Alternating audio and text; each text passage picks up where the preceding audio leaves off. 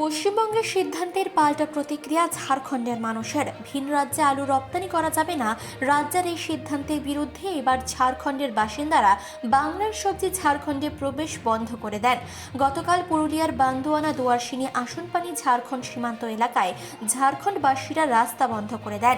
এই পথ ধরে পশ্চিমবঙ্গ থেকে মাল বোঝাই লরি সহ যাবতীয় পণ্য চলাচল বন্ধ করে দেওয়া হয়। এতে ভোররাত থেকে বাংলার বিভিন্ন এলাকার সবজি বিক্রেতা থেকে শুরু করে স্থানীয় মানুষজনেরাও বাংলার ঝাড়খণ্ড সীমান্ত এলাকার পুরুলিয়ার দুয়ারসিনী রাস্তা আটকে বিক্ষোভ শুরু করেন, যার জেরে ছড়িয়ে পড়ে উত্তেজনা। পরে দুই রাজ্যের পুলিশের হস্তক্ষেপে পরিস্থিতি স্বাভাবিক হয়। ঝাড়খণ্ডের মানুষ অবিলম্বে আলু সরবরাহ শুরু করার দাবি করেন। টিএমসি মুখ্যমন্ত্রী তো বিনা ইনফরমেশনে আমাদের ঝাড়খণ্ডকে আলু সাপ্লাই বন্ধ করেছে।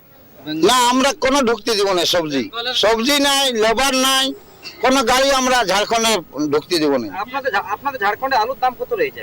আলুর দাম এখন 60 টাকা, 60 টাকা কেজি। বেঙ্গল থেকে আমাদের সাপ্লাই হয় আলু ঝাড়খণ্ডকে। অসুবিধা কতটা? অসুবিধা অনেক হয়, 120% অসুবিধা। এখন আপনারা কি চাইছেন? এখন আমরা চাইছি যেমন আলুটা সরবরাহ হয়, কোথাও যেমন হয় ঝাড়খণ্ড সরকারের সাথে। আর যতক্ষণ না আলুটা সরবরাহ করে আমরা অনিশ্চিতকালীন এখানে বন্ধ রাখবো।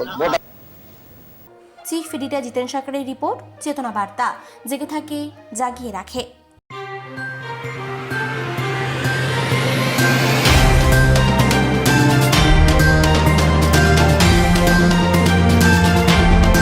চেতনা বার্তা, জেগে থাকে জাগিয়ে রাখে।